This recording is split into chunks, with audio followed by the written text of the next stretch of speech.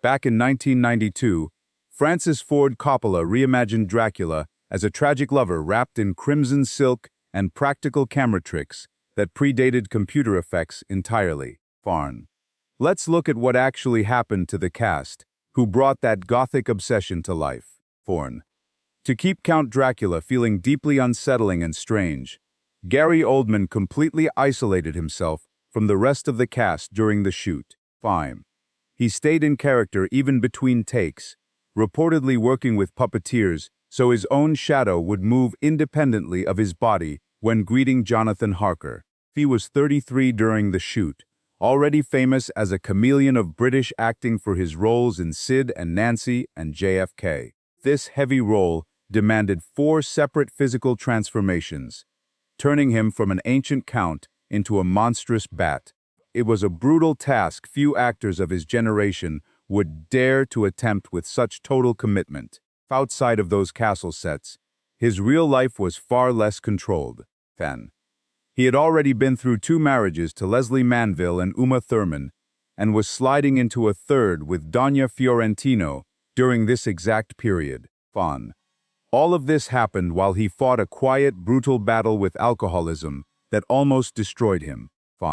He finally got sober in 1997, crediting that hard-won clarity with everything that followed. That list includes an Oscar for Darkest Hour and marrying Gisele Schmidt in 2017.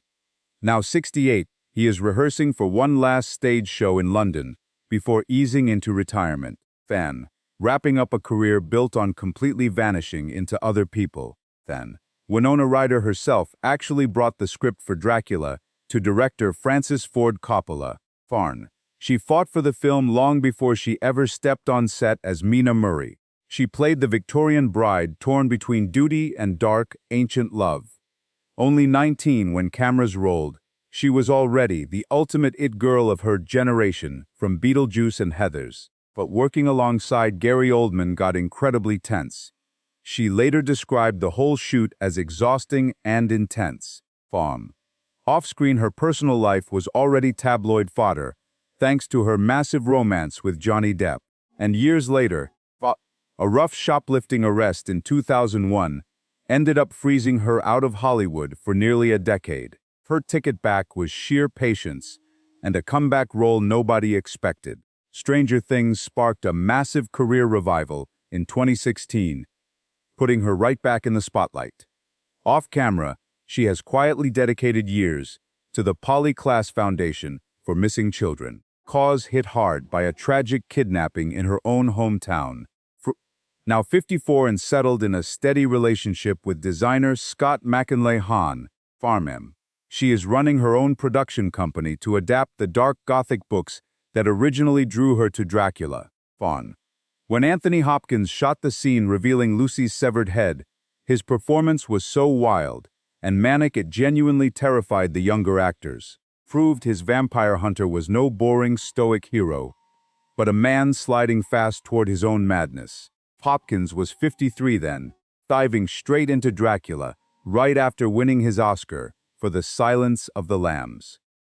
He later opened up about a late Asperger's diagnosis, crediting it with how he deconstructs his characters.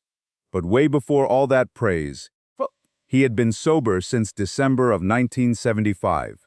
It started with a brutal wake-up call in an Arizona hotel room, a moment he still calls the true turning point of his life. That discipline led to his marriage with Stella Arroyave in 2003. A steady partnership that anchored the later years of his career like nothing else could. 88, the man refuses to slow down. He became the oldest Best Actor winner in Oscar history for The Father at 83, before unexpectedly going viral for his piano and painting videos. And in early 2026 announced a new lead role in a biographical drama, still writing music and posting daily sessions online. For hours on end, Monica Bellucci had to lie folded inside a cramped trapdoor beneath a castle bed, waiting for the machinery to push her upward, as one of Dracula's 3 brides in the movie's most infamous seduction scene. She was 27 then, a famous Italian model, taking her first big leap into English-language movies. That brief, visually striking role instantly opened doors, leading her straight to Melina, The Matrix Reloaded, and eventually becoming the oldest Bond girl ever in Spectre. Meanwhile, her personal life saw two marriages, first to Claudio Carlos Basso, and later to French actor Vincent Cassel. Foreman, they had two daughters together, including Diva, who has since built a massive modeling career of her own. Fluent in 4 languages and acting in all of them, she built a massive career that refused to stay boxed into one country. Fawn, now 61. She started a high-profile relationship with director Tim Burton in 2023, even starring in his Beetlejuice sequel the very next year. She still serves as a jury member for international film festivals, while staying one of the signature faces of Cartier, decades after stepping out of that bloody pit and into the light. Fawn. Since director Francis Ford Coppola insisted on using a real Romanian priest for the wedding scene, Keanu Reeves and Winona Ryder have joked for years that they are, according to the church, legally married. A bizarre piece of trivia from his role as Jonathan Harker, the naive lawyer whose fiancée falls to Dracula. Reeves was 27 during filming. Critics ripped into his English accent, a shadow that followed him around for years. Fawn. Even though Coppola later admitted Reeves was exhausted from a brutal schedule, but still carried his script everywhere, like the most diligent actor on set. Fan. That struggle was temporary.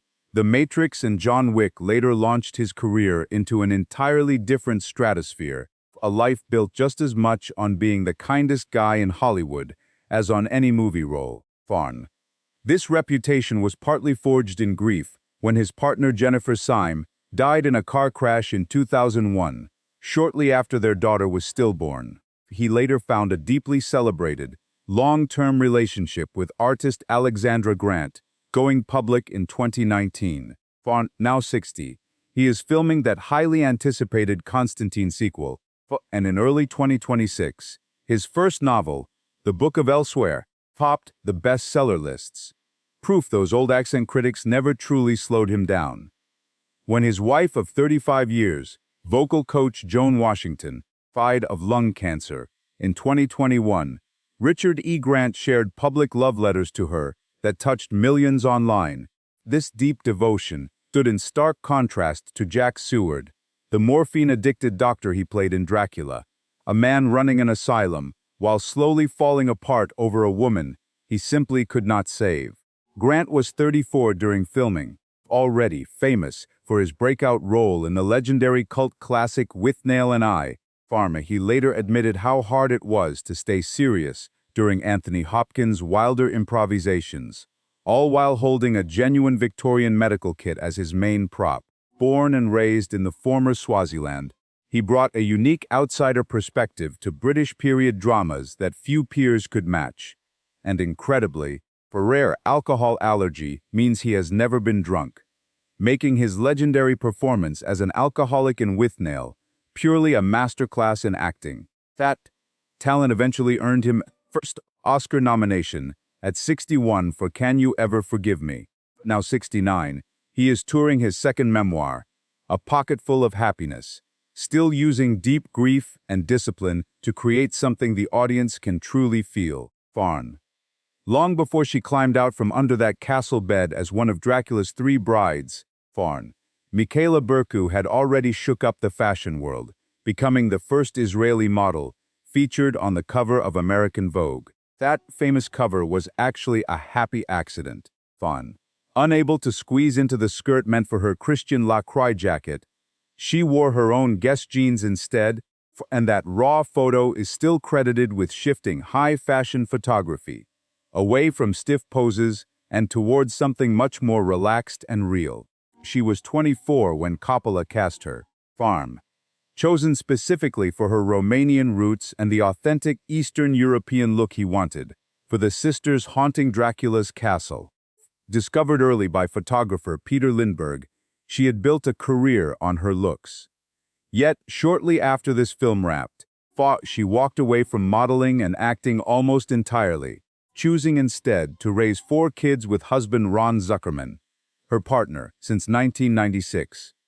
This change went far beyond family life. But now 59 and living in Tel Aviv, she earned a psychology degree later in life, and now works in drama therapy, using those same instincts that made her a star to help young people struggling with body image find their way back. A horse actually kicked Cary Elwes hard enough during the hunt scene to break his jaw, but instead of stopping production, they wired it shut and kept going, meaning many of his final scenes as Lord Arthur Holmwood, an aristocrat forced to stake his own fiancée to save her soul, were filmed through immense physical pain.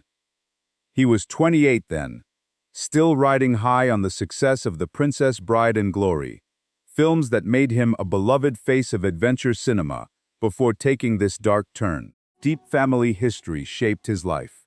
His father, Dominic Elwes, was a highly respected portrait painter. Cary came from a long line of English artists and priests who influenced his work before Hollywood ever entered the scene. He married photographer Lisa Marie Kerkorian in 2000, and together they raised their daughter, Dominique, creating a much calmer home life than the horror hits that would later define his mid-career years. Decades after Dracula, the Saw franchise made him a horror icon again as Dr. Lawrence Gordon. But that fame brought a massive legal battle over profits, which they eventually settled out of court. At 63, he is still exploring his family's artistic roots, producing a new documentary about the painters and storytellers who came before him. While the other brides squeezed into a cramped trapdoor pit under the castle bed for hours on end, waiting for the reversed shots that would make them look like they were rising supernaturally. Florina Kendrick brought something the production desperately needed and could not fake, a real Romanian accent and presence that were completely natural. Born and classically trained in Romania before moving to the United States, she was about 28 when Coppola cast her as one of Dracula's 3 ghostly sisters, picking her because her presence gave those castle scenes an authentic chill no acting coach could teach the others. Unlike the other 2 brides in that scene, Kendrick never chased the Hollywood fame that followed. She did a role in The New Age in 1994, then mostly walked away from Hollywood by the end of the decade, a move that felt less like quitting and more like starting over. Fluent in Romanian, French, and English, she pivoted to theater education, teaching the very skills that carried her from a Romanian stage straight to a Gothic set on a Hollywood soundstage. 63, she still occasionally acts in indie European films. Though she spends most of her time these days training actors instead of standing before the camera. These days, you are more likely to find Billy Campbell sailing off the coast of Norway than working on a movie set. It is a quiet life, worlds away from Quincy P. Morris, the loud Texan cowboy who wielded a Bowie knife in the final showdown, bringing a touch of the New World to an old European hunt. He was 32 during filming, and worked with a dialect coach to nail that Texas drawl alongside all those posh British actors, fresh off his breakout role in The Rocketeer. Sailing was never just a hobby for him. He once spent 6 months sailing around the world on a replica of an 18th-century ship, and that same intense physicality carried over to rugby, which he played competitively well into his 50s. Back in the 1980s, he had a very public relationship with Jennifer Connelly, but he eventually settled down to a quiet family life in Norway with his wife and 2 kids, far from the Hollywood bubble. Later, television gave him a solid second act with Once and Again and the mystery series Cardinal. 67, he recently voiced a major character in a hit animated fantasy epic, showing that this traveler never truly stopped wandering. For play R.M. Renfield, the fly-eating asylum patient shouting that the blood is the life, Tom Waits spent weeks watching insects, studying their twitchy movements to bring something deeply unsettling and inhuman to the screen. He was 41 during filming Farman, Already, a legendary underground musician with a voice so raspy that Coppola basically let him improvise his character's wild rants instead of writing them down. Fun. Waits admitted he dragged himself into a dark mental space for the whole shoot, a grueling method that contrasted sharply with his incredibly stable home life. He married Kathleen Brennan in 1980, and she has been his chief creative partner ever since, co-writing the very songs that landed him in the Rock and Roll Hall of Fame in 2011. Together they raised 3 kids, Kella Simone, Casey, and Sullivan, keeping them safe from the spotlight. While Waits spent his career giving interviews that felt more like bizarre tall tales than actual facts, he kept balancing music and acting long after Dracula, starring in cult films like 7 Psychopaths and The Ballad of Buster Scruggs, now 76. Whispers of a farewell tour, or one last studio album, have been buzzing through the music industry all year. True to form, the man himself has kept quiet. A real snake in the garden scene absolutely terrified her. But Francis Ford Coppola insisted on keeping it to get that biblical Garden of Eden vibe for Lucy Westenra, the lively socialite whose descent into darkness turns her from Mina's best friend into London's first tragic vampire victim. Sadie Frost was 26 when she took the part, already well known from her childhood acting days and roles in music videos for bands like Spandau Ballet. But nothing prepared her for thrashing through an exorcism scene drenched in a nasty mix of pea soup and oatmeal, easily one of the most disgusting days of her career. Her personal life quickly became just as public. First, she married musician Gary Kemp, then actor Jude Law, raising 4 kids along the way while ruling London's wild Primrose Hill scene back in the 90s. Behind closed doors, she was incredibly open about her battle with postpartum depression. It was a dark road she never tried to hide. Eventually, she completely pivoted. She designed clothes for Frost French before stepping behind the camera to produce films. And now, at 61, she is settled with businessman Darren Stroger and gearing up to produce a movie about a legendary female icon from the 1960s. She is still drawn to women the world shrugged off.